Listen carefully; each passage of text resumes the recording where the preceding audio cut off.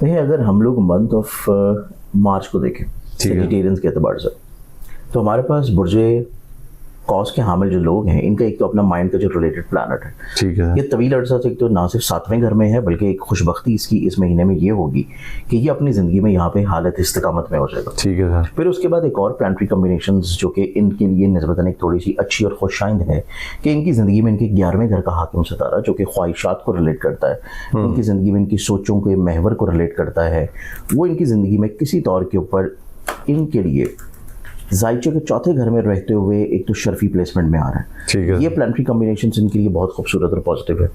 फिर उसके बाद सेजिटेरियन वालों के माइंड के अलावा इनकी ज़िंदगी में इनके खानगी घर में वीनस का होना, मोहब्बत के सितारे का होना और किसी तौर के ऊपर इनके पैसे का रिलेटेड प्लैनेट जो कि सैटर्न है वो भी यहीं पे।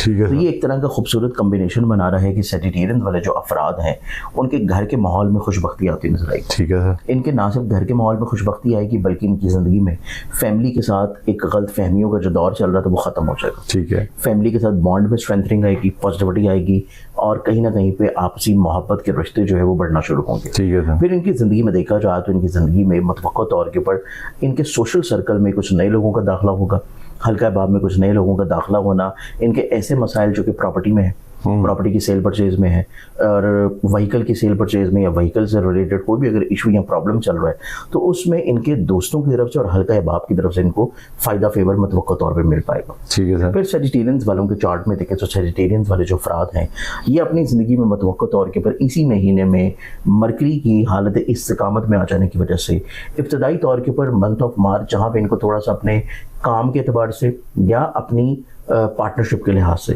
थोड़ा सा टफ टाइम दे रहा था, वो चीज़ इनकी जाके सेकेंड वीक ऑफ मार्च में थोड़ा सा रिलीफ की तरफ आना शुरू हो जाएगी। ठीक है। ऐसे तमाम दर काम जो कि इनकी बिजनेस से हैं, जो कि जिम्मेदारियों से हैं, जो कि लाइबिलिटीज़ के अलावा इनकी करियर से हैं, कारोबार से हैं, या ऐसे मामला जो कि किसी तौर के ऊपर ये पार्टनरशिप में किसी के साथ मिल के चला रहे हैं। ठीक है। दोनों एतबार से जो चीज़ें थोड़ा सा अनक्लियर थी, मुबहम थी और क्लैरिफिकेशन में नहीं थी, वो चीज़ें इनकी ज़िंदगी में निस्बतन थोड़ा सा क्लैरिफिकेशन की तरफ आना शुरू हों। ठीक है। मतवक्का तौर के ऊपर सिर्फ इनको जो इब्तदाई तौर के ऊपर सिनेरियो है जो कि पहले 2 हफ्ते हैं उनमें थोड़ी सी एहतियात और रेमेडीज़ की ज़रूरत होगी, जो कि मैं इनको इस प्रोग्राम के लास्ट में बता दूंगा और रेमेडीज़ की क्यों ज़रूरत होगी वो भी मैं आगे बयान करता हूँ। ठीक है।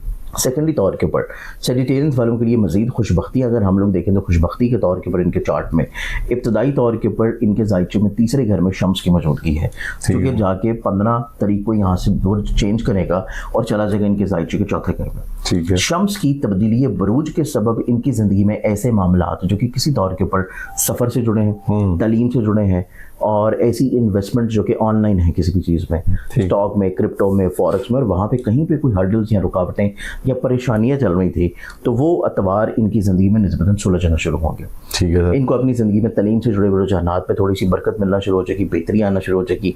इनकी ज़िंदगी में ऑनलाइन इन्वेस्टमेंट से जुड़े हुए जितने मामला थे अगर उनमें कोई रुकावटें, परेशानियाँ या इनको माजी में थोड़ा सा नुकसान देखने को मिला है तो वो नुकसान का इजाला इनका इस महीने इंशाल्लाह 15 तारीख के बाद मुमकिनात में से नजर आता है। ठीक है। फिर मतवक्का तौर के ऊपर माहिर शवाल के जो चांद की तलू होना है वो सेजिटेरियंस वालों के लिए बहुत खुशहाइंद होगा। ठीक है। क्योंकि माहिर शवाल के चांद का तलू होना सेजिटेरियंस वालों की ज़िंदगी में इस तरह के अवामिल को दाखिल करेगा जो कि इनकी ज़िंदगी में इनके अधूरे ख्वाब, ख्वाहिशात, सफ़र या अजीज़ों कारिब और बहन भाइयों के साथ अपने मरासम को खुशगवार बनाने में बहुत ज़्यादा मावनत होंगे। अब इनकी ज़िंदगी में जो थोड़ा सा एहतियाती मामला है मंथ ऑफ मार्च में, क्योंकि ग्रहण इब्तदाई तौर के ऊपर लगा इनके नसीब के घर में, 9वें घर में, उसके बाद इनकी ज़िंदगी में इनके 12वें का हाकिम सितारा जो कि कमज़ोर और ख़राब होता है और उसके अलावा इनके जायचे के 5वें का रूलिंग प्लानट जो कि मोहब्बत को रिलेट करता है। ठीक है। यहाँ औलाद से जुड़े हुए मैटर्स को रिलेट करता है।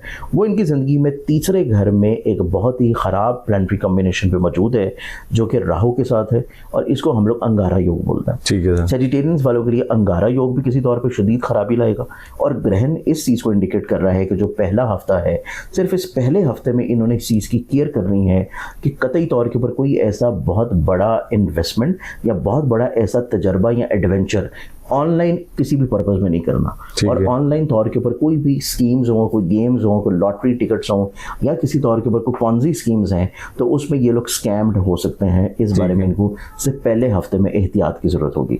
जैसे कि मैंने बताया कि 15 तारीख के बाद इनके लिए सिनेरियो ज़्यादा बेहतर है, तो अगर ये 15 तक रुक जाते हैं तो फिर तो ये बहुत अच्छी चीज़ है, क्योंकि 15 के बाद यही इन्वेस्टमेंट्स, यही प्रॉस्पेरिटी इनकी ज़िंदगी में बजाय कि खराबी की तरफ जाए वो बेहतरी की तरफ आना शुरू हो।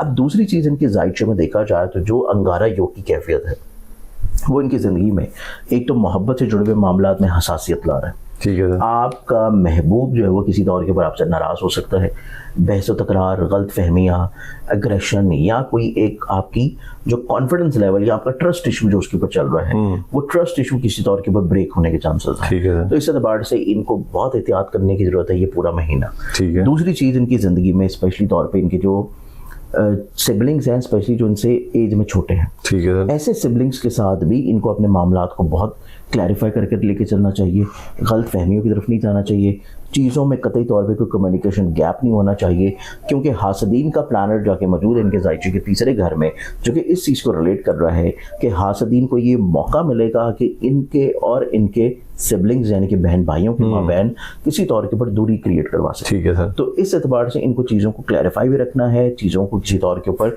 कम्युनिकेशन गैप को ख़त्म भी करना है और मामलात को ऑन एंड ऑफ डिस्कस भी करते रहें। अब इन्हीं चीज़ों को दुरुस्त और बेहतर करने के लिए इनके लिए जो सदका बनता है, सदका पहला जो इनका है वो है पूरे महीने में हर मंगल वाले दिन हज़रत रफ़ी लाल रंग की किसी भी चीज़ का, ठीक है, कि जब भी मंगल का दिन आए तो आपने सुर्ख रंग की किसी चीज़ का सदका देना है, जिसमें गोश्त ले लें, कलेजी पिपड़ा ले लें, या अगर वो आप नहीं कर सकते तो फिर आप 100 रुपये का नोट किसी गरीब मुस्तहिक को दे दें। ठीक है, ये सदका करना इनकी ज़िंदगी में एक तो बेहतरी लाएगा।